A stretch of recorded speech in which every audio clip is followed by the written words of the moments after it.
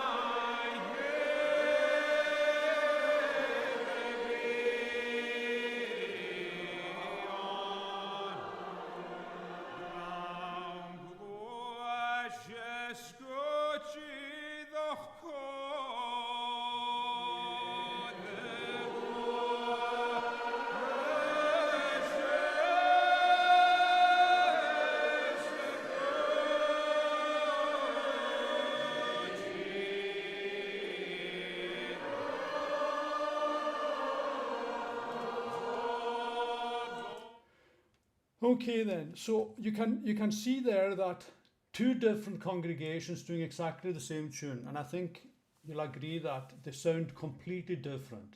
And I think that's the thing about Gaelic psalm singing that makes it so special, is that even though you might be using the same psalm, you're obviously still using the same basic melody, but they can sound completely different, especially if they're in different pitches.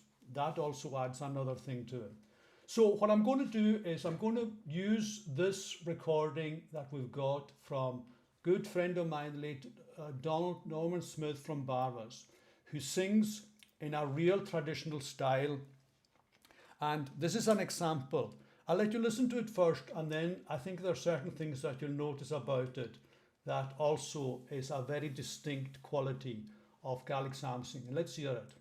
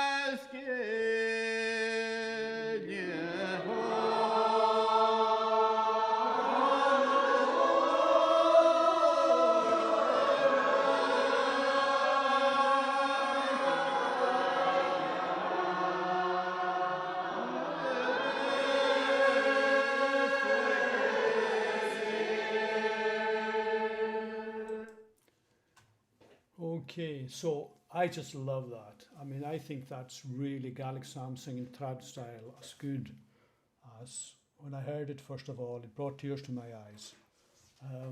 I just find that there are some people that just have something just stylistically that really works so well, and that's what I would say. D.N. Smith had. He had a real old style of singing, putting the grace notes in. And now, there's a couple of things that I'm just wondering if anyone noticed here. Did you notice that as the presenter, he was going a wee bit ahead of the congregation? Now, sometimes that happens if, for example, the presenter feels as if the tune is dragging a wee bit. He tries to get the congregation to speed up a wee bit, but quite often the congregation will totally ignore you and just carry on singing exactly the way they were, and it still works. So in this instance, what we had was, we had Torwood being sung, and there was a definite, distinct difference in pace between the presenter and a few others and the main congregation. Let's listen to it again so that you can maybe notice that.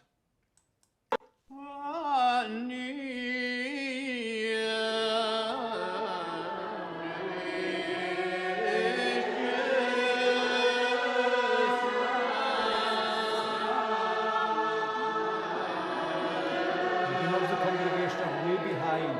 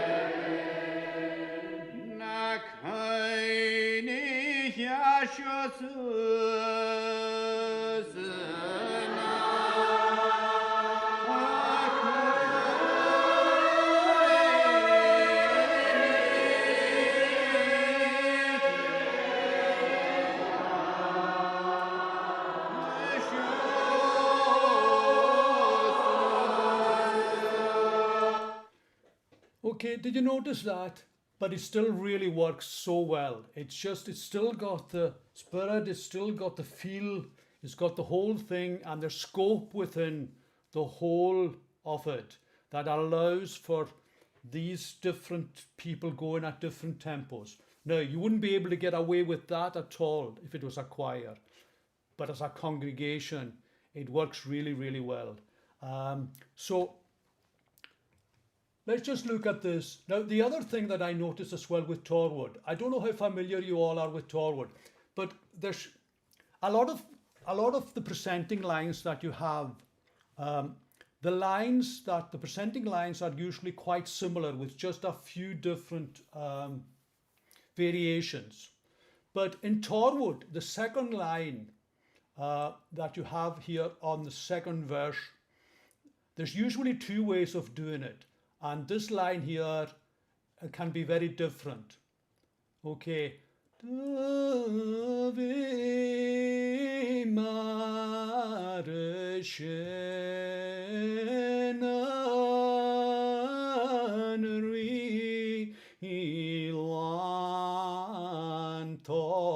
Now, one way of doing it is so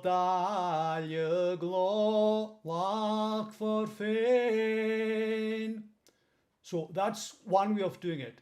Now, the way that the end did it was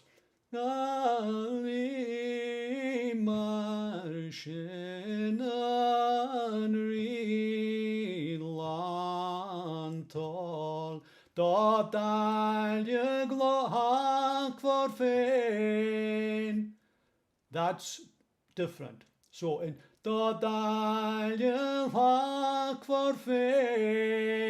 the other alternative is, let me try and get my head around it. It's so difficult to do this.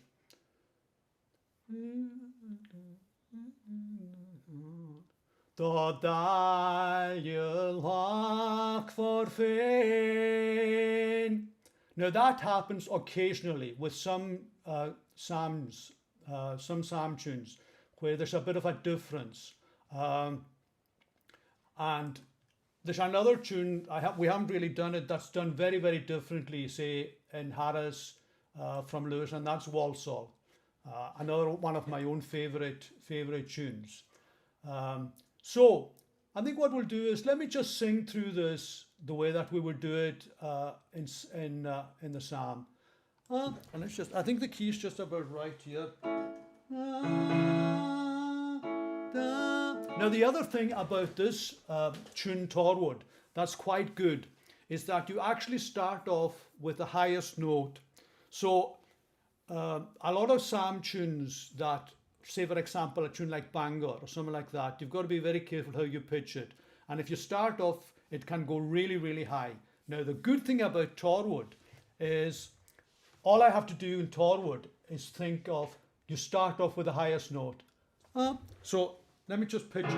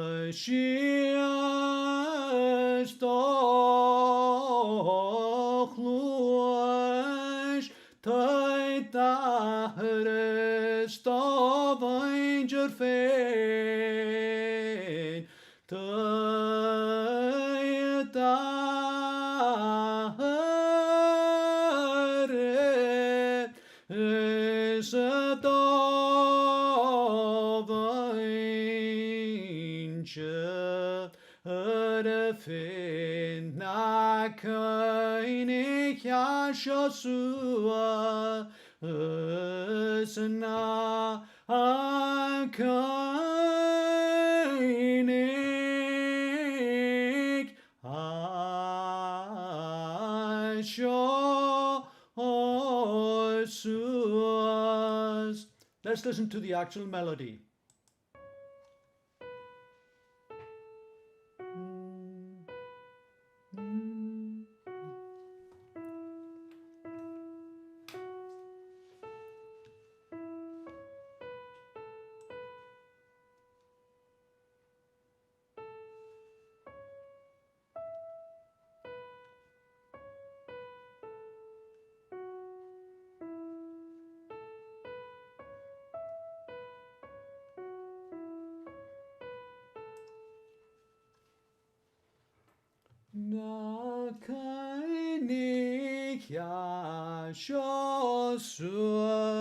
That's the way you would sing it.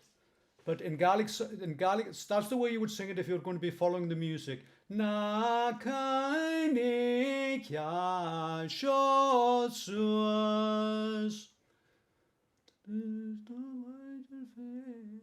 Na kaine kya shosus. Now this is the way you would do in Gaelic. Na kaine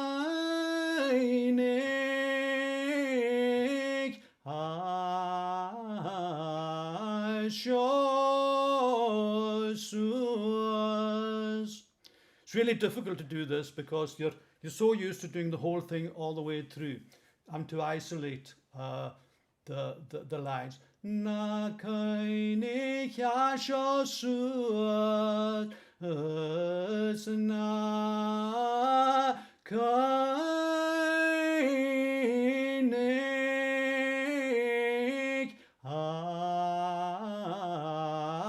shosus. And if you were going to do it following the music, it would be na kaine kya shosus. So that's the way the music would be written. Na kaine kya shosus. Gaelic. Na kaine kya shosus. suas. It's such a lovely tune. It really is a nice, nice, nice tune. So has anyone got any questions? Barbara, my cousin there in Canada, Torwood makes me hopelessly homesick. Yeah. There you go, Barbara, homesick. Thinking about your mum. She loved that Torwood. Loads of people really like Torwood. It's just, it's got that sort of, I don't know. I love them all.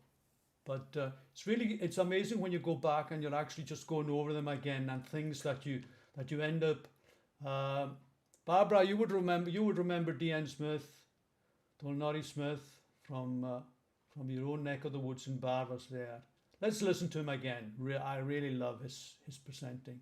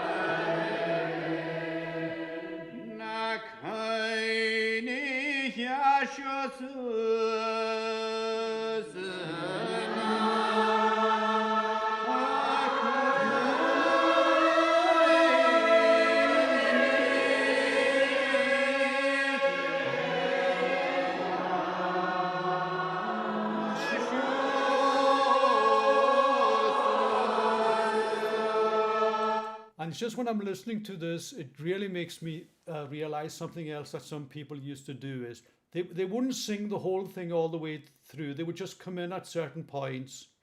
And it's only when we were just doing that reminds me of, you know, you go back to when you were doing this in church, and you would hear certain people and they would just come in and out of the singing. Let me see if I can actually give you an example of that. It's quite interesting. And then there are some people that would sing the whole thing, you know, with grace notes and everything. Now, let's say there was someone that wasn't quite sure of the tune. Maybe they might just come in on the main signpost notes that you had. Let's listen to it, and I'll just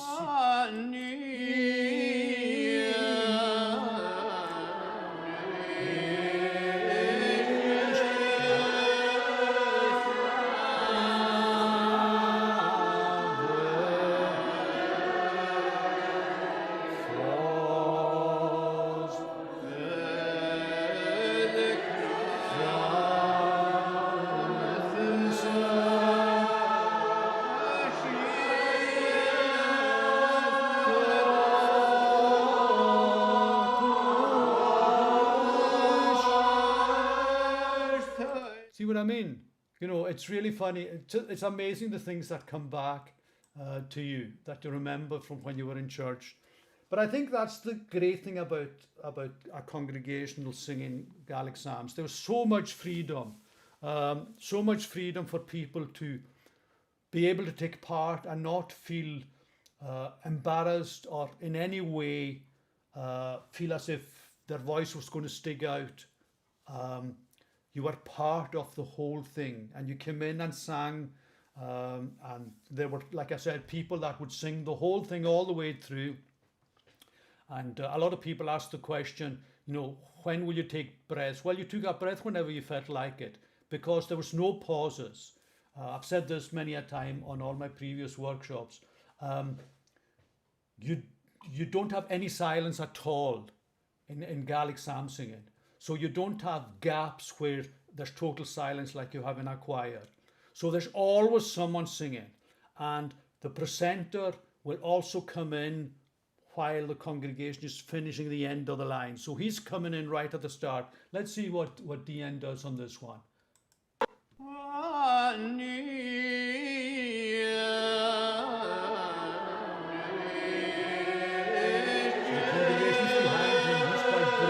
Starting it off.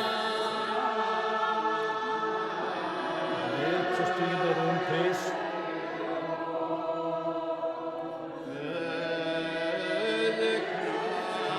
He's trying to get the congregation to go a little bit faster, but they're not.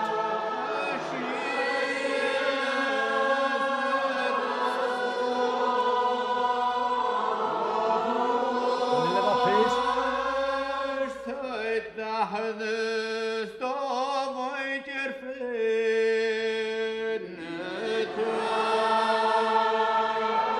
Not a huge amount of overlap, but there's still overlap.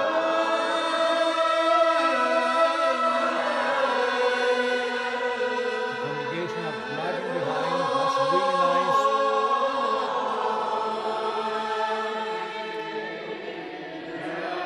And the presenter will take a breath here.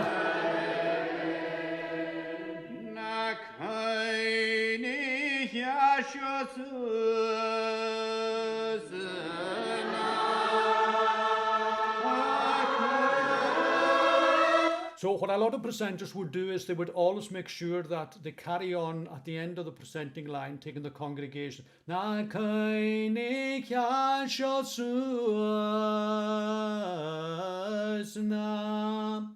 Just to make sure. Now some presenters will actually stop and rely on the congregation to, to actually come in. So the presenter would, and in actual fact, there were some presenters who will remain nameless that all they actually did was they did the presenting line. They didn't really sing along with the congregation as well. So they would go na kaini kya shosuas. And some presenters would actually hold on to the last note and let the congregation come in over the top of them. So they would go na kaini kya shosuas. And meantime, the congregation has already come in over it to do that. So loads of wee things like that we have with Gaelic psalm singing. And for those of us who were brought up with it, this is a walk down memory lane. It makes me really, when I think about the life that we had on the islands here, going all the way back, and the thought that we're going to lose this precious Gaelic psalm singing, makes me sad.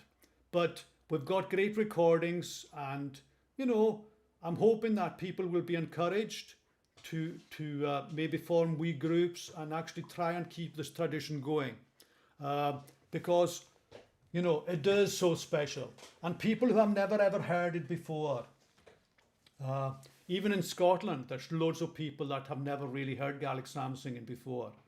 And when they hear it, they think, oh, it sounds so exotic or Eastern or like that. And yet it developed where it developed within the church and within family worship, and it works so beautifully with the language. It fits in so well because it was the Sean Nos Gaelic singing style that's full of grace notes, that was allowed to be brought in, and then you had all these different presenters and different singers, male and female, who would add their own special style to it. Hello, Nancy. Oh, nice for you to join. Hope you're well over in Nashville there. There's my good friend Nancy. Great to see you.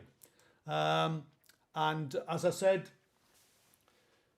I'm so passionate about Gaelic psalm singing. It's just something that, it's just part of my DNA, the same as it is for a lot of people who are watching this evening. And for those of you who may have never heard it before, I hope that once this whole COVID thing has disappeared, that we'll be able to resume having Gaelic services. And for those of you who are able to do it, there is nothing like experiencing it by sitting in the middle of the congregation, because you can listen to recordings of it, and it's totally different when you're actually in the middle of it and you're surrounded by it and you're sitting there and you're absorbing it and you're singing, and you don't even need to know the words. You can just it's a great sensation. Um, and as I say, we're going to have one more workshop next week. And if anyone's got any questions, what we'll do is we'll go back over the tunes that I did over the last 10 weeks. It's amazing how these weeks have gone by. And if you're really interested in me doing this again, as I said, I'm going to start doing some workshops, and maybe next week I'll let you know where they're going to be.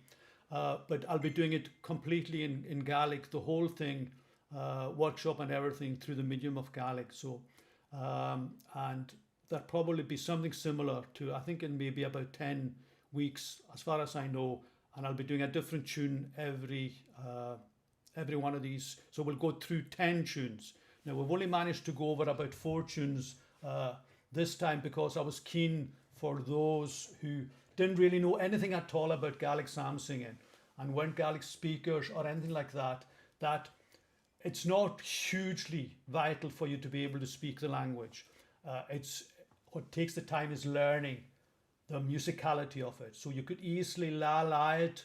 You don't have to learn the words, because the thing goes so slowly that you will learn the Gaelic. The Gaelic will be no problem to you, because, as I said, what we've got here is we've just got the same format, 4-line stanza, 8686, ni een eistje saver kwas. Es kruim se schierstoch door 6, 8, tui da het is da weintjer feen na könig a suas. So every single Gaelic psalm is in this form. It's not different meters like you have in English, 8686, and you have long meter, and you've got all the 10, 10, 10, 10s and all these. Simple in Gaelic. Straightforward. Every tune will work on every psalm. So we heard 3 examples there of Torwood being done with 3 different singers.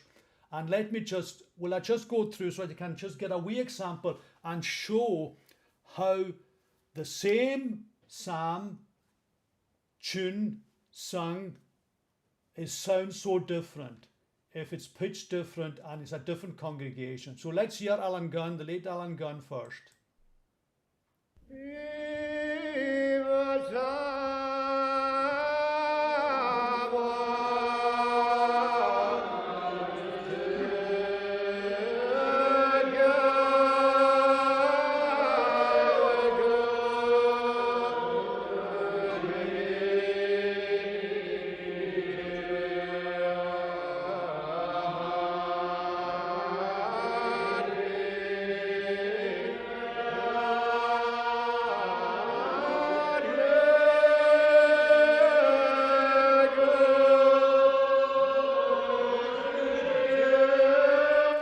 Okay, so that was Alan Gunn from Ness, lived, I think, down in Harris at the end. I knew Alan really well, lovely person, late Alan Gunn, and great presenter, great voice. And then we have from Scalpe, another great singer, a former minister of ours in Bach, Calamian MacLeod.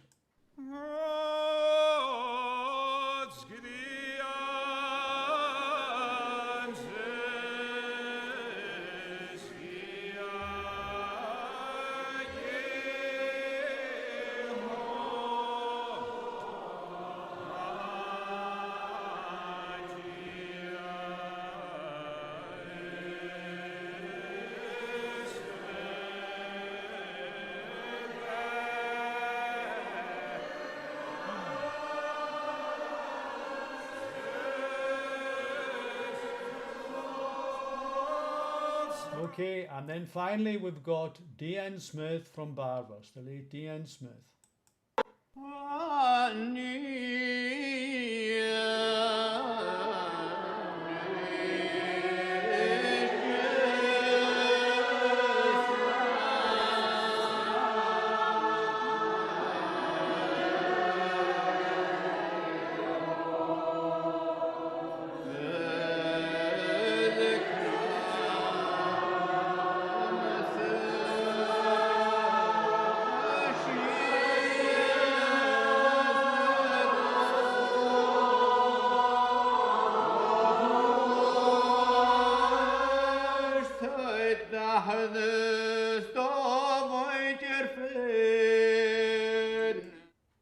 Nearly makes you cry. I love that. That is Gaelic psalm singing at its best. A great presenter, three great presenters. And let's hope that we never lose it in our lifetime anyway, because it is so special. And thank you so much for joining me for these last 9 weeks. And as I say, next week we'll have one more session, Tuesday evening, 9 p.m. And if anyone's got any questions at all on anything they've heard, you could spend loads and loads of time just going through all the wee bits and pieces that you have in one tune. You could spend your time just going through different variations and every single person, what would be ideal would be to take 2 or 3 different people in together with you, and each person would show how they would sing it, and they would sing it different. And then you start talking about the presenters. Then you could spend another time just going over 3 or 4 different presenters who would say, no, this is the way that I would do it. And then you would be able to hear it, because presenting is very, very different. But essentially, presenters are great, and they need to have good Gaelic, and they need to be able to pitch it, etc. But Gaelic psalm singing essentially is the congregation. It's the congregation that makes it. And when you stand up in front of a congregation and you've got a great congregation of about 400 or 500 people in front of you, and you start with this, and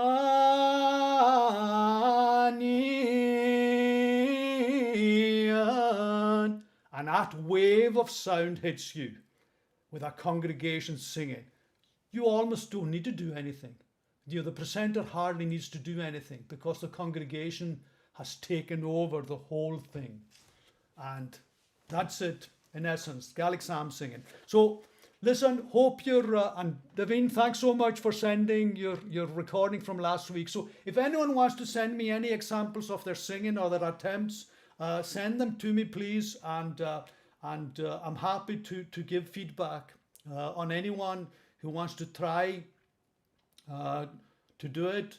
If anyone wants to send me their version of Torwood, by all means do it. And wherever you are in the world, stay safe during these perplexing COVID times, and look after each other until we meet again a week tonight at 9 p.m. God bless you all. Bye bye.